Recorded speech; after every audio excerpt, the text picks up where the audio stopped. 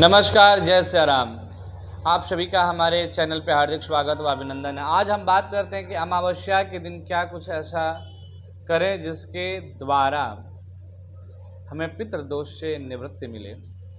देखिए, आश्विन कृष्ण पक्ष का जो अमावस्या है वह सर्व पितरों को प्रसन्न करने के लिए है। तो प्रयास यही करना चाहिए कि जो कुछ हम अपने पितरों को करने में, पितरों के लिए करने में असक्षम रहे 14-15 दिन में, वह उन सभी कार्यों की पूर्ति हम अमावस्या वाले दिन कुछ विशेष उपाय करके अपने पितरों को प्रसन्न करने में सक्षम हो सके। इसी उद्देश्य को लेके आज हम आपके समक्ष किन्हीं 5 पौधों को लगाने के बारे में हम बताएंगे और साथ ही साथ उन पौधों के लगाने का फल हम बताएंगे और सर्व पितृ विसर्जन जो अमावस्या है 6 अक्टूबर 2021 को, उस दिन क्या कुछ ऐसा उपाय किया जाए जिससे मनवांछित फल की प्राप्ति भी हो सके, पितरों के आशीर्वाद हमें प्राप्त हो सके। तो सबसे पहले उन 5 पौधों के बारे में बताएंगे हम। सर्वप्रथम बरगद का जो पेड़ है, आप सभी को पता है कि बड़, पीपल, जो ये सब पेड़ हैं बड़े ही दीर्घायु होते हैं, है ना।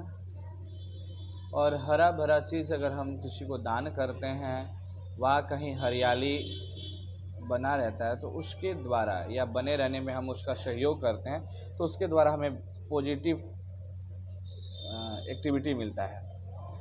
तो वैसे ही 5 पौधे बताए गए हैं पितरों को प्रसन्न करने के लिए। कौन कौन से? तो बरगद का, अशोक का, पीपल का, बिल्वपत्र का और 5वां तुलसी का। इन 5 पौधों को लगा के भी अमावस्या के दिन आप अपने पितरों को प्रसन्न कर सकते हैं। क्या है इनका फल? तो बरगद का पेड़ लगाने से पूर्वजों का आशीर्वाद प्राप्त होता है। इसमें जल चढ़ाने से व्यक्ति को दीर्घायु की प्राप्ति होती है, जिसके कुल में वंश वृद्धि नहीं हो पा रही, यानी वंश बच्चे जन्म लेते हो और तुरंत नष्ट हो जाते हैं। ऐसे में वह माता पिता पुत्र के दीर्घायु कामना से नित्य बरगद में जल चढ़ाता है तो उससे उसकी जो संतान होगी, संतति होगी, वह विशेष उन्नति को प्राप्त, दीर्घायु की प्राप्ति करेगा। साथ ही साथ यह मोक्ष को प्रदान करने वाला पौधा माना गया है। स्वयं सीता माता ने अपने ससुर दशरथ जी के लिए बड़ के सानिध्य में पिंडदान किया था। अब हम बात करते हैं अशोक के पेड़ के बारे में। अशोक का पेड़ जो है, लगाने से पितृदेवता प्रसन्न होते हैं और यह रोग और शोक को नाश करने वाला होता है। साथ ही साथ यह पितरों को तृप्त करता है और उन्हें मुक्ति दिलाने में भी विशेष लाभदायक होता है। यह पौधा घर के मुख्य द्वार के पास लगाने से भी विशेष लाभ मिलता है। अब हम बात करते हैं पीपल के वृक्ष को। पीपल में देवताओं का भी वास होता है और पितरों का भी वास होता है, ये सब आप सभी को पता है। तो इस पौधा को कहीं भी मंदिर में या किसी शुभ स्थान पे लगाने से देवगण भी प्रसन्न होते हैं और पितृगण भी प्रसन्न होते हैं और इसकी पूजन करने से गृहस्थ जीवन के प्रत्येक शास्त्रोक्त गतिविधियों की, शास्त्रोक्त फल की प्राप्ति होती है। अब बात करते हैं हम बिल्वपत्र की। तो बिल्वपत्र के पौधे को लगाने से शिव जी के साथ साथ पितरों का भी विशेष अनुकंपा हमें प्राप्त होता है और पितरों का संबंध शिव और विष्णु लोक से जुड़ा हुआ है।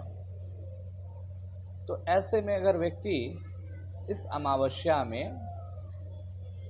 अगर बिल्वपत्र का पौधा लगाता है तो उसे भगवान शिव और विष्णु के विशेष अनुकंपा की प्राप्ति होगी। अब बात करते हैं 5वां पौधा तुलसी का। तो तुलसी का पौधा भी लगाने से या नियमित रूप से उसमें जल चढ़ाने से, कुछ तिथियां वर्जित की गई हैं, कुछ दिन वर्जित किए गए हैं, उन तिथियों को और उन दिनों को त्याग करके जो व्यक्ति नियमित रूप से तुलसी में जल सिंचता है एवं गुरुवार को तुलसी में दूध चढ़ाता है, तो ऐसे करने से उसके घर में धन की वृद्धि होती है, परिवार में खुशहाली होता है, घर के नकारात्मक दोषों से उसे लाभ मिलता है, सकारात्मक ऊर्जा घर में संचार होता है और भगवान विष्णु के विशेष अनुकंपा प्राप्त होते हैं। जो व्यक्ति अमावस्या के दिन तुलसी का पौधा लगाएगा या नियमित उसमें जल देता है तो उस ऐसा करने से भगवान विष्णु का विशेष अनुकंपा प्राप्त होगा, पितृ उसके तृप्त होंगे, पितरों को प्रेतत्व दोष से लाभ मिलेगा। अब बात करते हैं इन पौधों के साथ साथ अमावस्या के दिन और क्या कुछ हम करें। तो इस अमावस्या के दिन आप अपने पितरों को तर्पण कर सकते हैं, उन पितरों के लिए पिंडदान वगैरह कर सकते हैं। साथ ही साथ हो सके तो घर पे आप पितृ गायत्री मंत्र के द्वारा होम आदि कराएं, क्योंकि उस दिन कुछ बहुत ही अच्छे संयोग मिल रहे हैं, बहुत सारे शुभ संयोग मिल रहे हैं। तो ऐसे में अगर आप घर में पितृ गायत्री मंत्र के द्वारा होम आदि करते हैं तो इससे भी आपके पितृ जो है प्रसन्न होते हैं और ढेर सारे आशीर्वाद आप सभी को देकर जाते हैं। तो आज के इस वीडियो में इतना ही, मिलते हैं किसी पुनः नए वीडियो के साथ, तब तक के लिए आप सभी को मेरा नमस्कार, जय श्री राम।